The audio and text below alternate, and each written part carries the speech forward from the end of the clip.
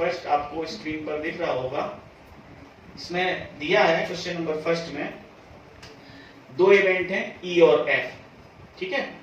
तो दिया है, लिख देते हैं सबसे पहले, यानी कि गिवन, क्या गिवन है कि पीई हमारे पास कितना है, पीई हमारे पास है 3/5 और पीएफ हमारे पास है कितना, पीएफ हमारे पास है 3/10 और पीई इंटरसेक्शन एफ हमारे पास है 1/5, 1/5। अब तो वो बोल रहा है कि then prove that E and F are independent, तो सिद्ध कीजिए कि ई और एफ कैसी हैं, स्वतंत्र। तो अगर अभी हमने जैसे बेसिक पढ़ा था कि P intersection F equal to P into P F अगर होता है तो सही है। तो देखते हैं, if E and F are independent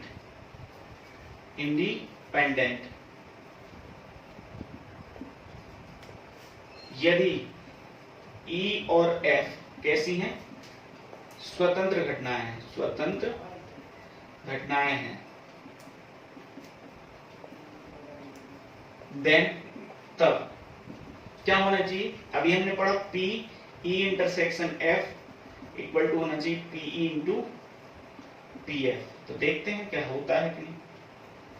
तो हम ले लेते हैं यहां पर RHS लेके चलते हैं इसको, इसकी वैल्यू कितनी है 1/5 और यहां पर हम पहले ये ले लेते हैं इसका RHS देखते हैं, RHS कितना PE इंटू PF। देखिए PE की वैल्यू कितनी है 3/5 और PE की कितनी है, सॉरी PF की कितनी है, PF की है 3/10, यानी कि टोटल कितना हो जाएगा इसका, टोटल हो जाएगा 3 3 या 9, नीचे से कैंसिल नहीं हो रहा है, 9/50, ठीक है, जो कि आपका RHS है। और LHS आपका ये है, तो यहाँ पर LHS और RHS इक्वल नहीं है। इसका मतलब क्या हुआ कि here E and F are not independent।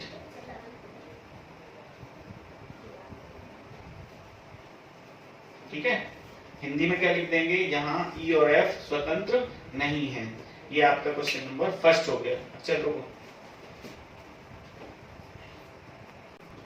देखिए, इसका क्वेश्चन नंबर थर्ड है जो कि एक एनसीईआरटी का भी क्वेश्चन है। इसमें जो है, इसमें दिया है दो इवेंट हैं ए और बी। तो इसमें दिया है क्या, पी ए हमारे पास है कितना 0.3 और पी बी हमारे पास है, पी बी हमारे पास है कितना 0.6। पी इंटरसेक्शन एफ हमें पता करना है, ठीक है। तो क्वेश्चन में दे रहा है कि पी ए और बी एंड, यानी कि इंग्लिश वाले हिंदी वाले समझ जाएंगे, एंड मतलब और दूसरा क्वेश्चन कह रहा है प्रोबेबिलिटी पता करो ए एंड बी नॉट की, और तीसरा क्वेश्चन कह रहा है प्रोबेबिलिटी ए और बी, यानी और मतलब या, और तीसरी चीज पूछी जा रही है इसमें कि चौथी क्या पूछी जा रही है, पी ए और बी में से कोई भी नहीं, पी ए नॉट और एंड बी नॉट, ठीक है, मतलब ए नहीं और बी नहीं। तो सबसे पहले मैं आपको बता दूं, प्रायिकता में अगर इनके बीच में एंड यानी कि हिंदी में और आता है तो समझ लो, यहां पर देखें मैं आपको बताऊं, ए और बी लगा है इधर, तो इसका मतलब क्या होता है पी ए इंटरसेक्शन बी, ठीक है। और यही हमें पहला क्वेश्चन पता करना है, ठीक है ना। सॉल्व करते हैं इसको पहले को।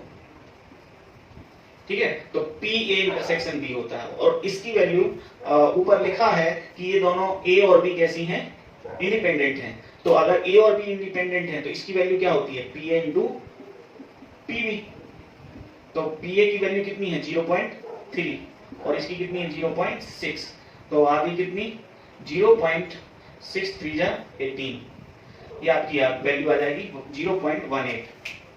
ये आ गई किसकी, पी ए इंटरसेक्शन बी की।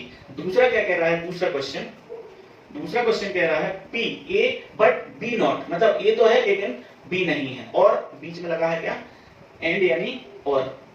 तो पी ए और इसका मतलब क्या है, एंड का मतलब इंटरसेक्शन बी नहीं, तो बी नहीं को हम बार भी चढ़ा सकते हैं, ऐसा डैश बी लगा सकते हैं, ठीक है ना। तो सबसे पहले हमारे लिए यहां पर पी ए, ठीक है, डॉट पी बी डैश लिखना पड़ेगा, ठीक है। तो बी डैश तो हमारे पास है नहीं है, बी नॉट तो है नहीं, तो हम निकाल लेंगे। पी ए की कितनी है हमारे पास 0.3 और पी बी की कितनी हो जाएगी अपने पास 1 माइनस 0.6, सॉरी इसको अभी एक बार पूरी वैल्यू लिखते हैं, पी ए और इसको लिख सकते हैं इनटू में 1 माइनस पी बी, ठीक है। किसी इवेंट के ना होने की प्रोबेबिलिटी 1 माइनस इवेंट के होने की प्रोबेबिलिटी। तो पी ए की वैल्यू है 0.3 इनटू इसकी हो जाएगी 1 माइनस पी बी की कितनी है 0.6, यानी कि 1 में से 0.6 जाएगा तो कितना बचेगा, 1 में से 0.6 जाएगा 0.4 बचेगा, सॉरी इधर तो 0.3 यहाँ 0.4, तो 4 दिया 12 0.12, ये आ गई किसकी, इसकी। दूसरे क्वेश्चन का आंसर आ चुका है। पहले क्वेश्चन का ये हो गया, दूसरे क्वेश्चन का ये हो गया 0.12, ठीक है। अब इसके बाद अच्छा तो अब हमें तीसरा क्वेश्चन यानी कि पी ए और यानी कि या बी, हिंदी में इंग्लिश में बोलते हैं इसको और, तो इसका मतलब होता है यूनियन, ए यूनियन बी।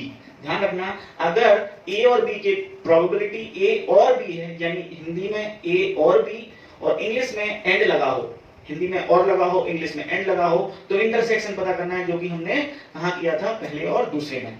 अगर यहाँ पर या लगा है तो हमें पता करना है यूनियन यानी कि संघ, ठीक है ना। तो यहाँ पर इसकी वैल्यू, इसका तो हमें नहीं पता, तो इसका फॉर्मूला होता है, इसके इक्वल में क्या होता है P A into P B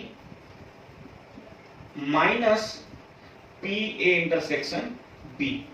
आप यहाँ पर चाहो तो लिख सकते हो कि कौन सा फॉर्मूला यूज किया है, because P A union B equal to होता है P A into P B इन माइनस का पी ए इंटरसेक्शन बी, ठीक है। ये फॉर्मूला हमने यूज किया है। तो यहां पर क्या हो जाएगा, पी ए की जगह कितना हो जाएगा, यहां पर पी ए की जगह हो जाएगा अपना 0.3 इंटू पी बी की जगह हो जाएगा 0.6 minus P A intersection B की वैल्यू कितनी आई थी, ए इंटरसेक्शन बी की आई थी 0.18, ये आई थी। तो इन दोनों का मल्टीप्लाई कितना हो गया, इन दोनों का मल्टीप्लाई हो गया 0.63 जा 18, सॉरी गलत हो गया, यहाँ पर P A plus P B होता है, प्लस होता है, ठीक है ना। तो यहाँ पर प्लस लग जाएगा, तो पी ए यानी कि गलती हो गई, यहाँ पर मल्टीप्लाई नहीं प्लस है, तो इन दोनों का जोड़ कितना हो जाएगा 6 यानी 0.9 माइनस का 0.18। तो इसको कैसे माइनस करते हैं, देखिए 0.90 और 0.18, कई लोगों को नहीं आता, 12th में आ गए हैं, फिर भी आता है तो अच्छी बात है, सबको आता होगा, लेकिन एक बार बता देता हूँ। पॉइंट के बाद 2 डिजिट है, पॉइंट के बाद एक ही डिजिट है, तो माइनस करेंगे तो इसको भी 2 डिजिट कर देंगे। 0 में से मतलब कि 90 में से 18 जाएगा तो कितना बचेगा, 90 में से 10 गया तो बचा 80, 80 में से 8 गया तो कितना बचा 72, 0.72 आपका इसका आंसर आ जाएगा, कितना 0.72, 0.72, ठीक है ना, 0.72 इसका आंसर आ जाएगा। 4th नंबर क्वेश्चन को सॉल्व करेंगे। यहाँ पर लिखा है P, इसको नॉट को हम लिख सकते हैं A बार या फिर ऐसा डैश चढ़ा दो A नॉट, एंड की जगह वही अभी मैंने बताया था इंटरसेक्शन, और B नॉट यानी B इसको हम क्या लिख सकते हैं, पी ए बार इंटू मतलब P A not into P B not. ये क्योंकि ये इंडिपेंडेंट है तो इंडिपेंडेंट में अलग अलग मल्टीप्लाई हो जाता है। इसकी वैल्यू कितनी नहीं पता, तो 1 माइनस 0.3 और 1 माइनस 0.6 कर दो, ये 0.7 बचेगा और इनटू ये बचेगा कितना 0.4, तो 7 4 जा 28, 0.28 ये आपका आंसर आएगा। ये आपका चौथा हो गया क्वेश्चन, चौथे क्वेश्चन का आंसर हो गया। अब मैं आपको आज के वीडियो में यहीं तक बताऊंगा, आगे वाले जो क्वेश्चन हैं वो आपको मैं करने दे रहा हूं, आपको होमवर्क में है क्वेश्चन नंबर 4th के जितने भी हैं, 5th 6th और 7th, इनमें से जो भी नहीं बनता वो आपको कमेंट बॉक्स में कमेंट जरूर करना है, ध्यान दीजिएगा बिल्कुल, आपको ये होमवर्क में है, ये आपका होमवर्क है, ठीक है ना। स्टॉप। मेरी कोशिश रहेगी कि आपको पूरी चीजें समझ में आए और अगर नहीं आती हैं तो आप कमेंट बॉक्स में जरूर कमेंट करिएगा, ठीक है। आपका भविष्य उज्जवल रहे। I hope you will success in your each type of aim. आपके भविष्य के लिए बहुत बहुत शुभकामनाएं और खुश रहिए, सुरक्षित रहिए, घर में रहिए। जय हिंद।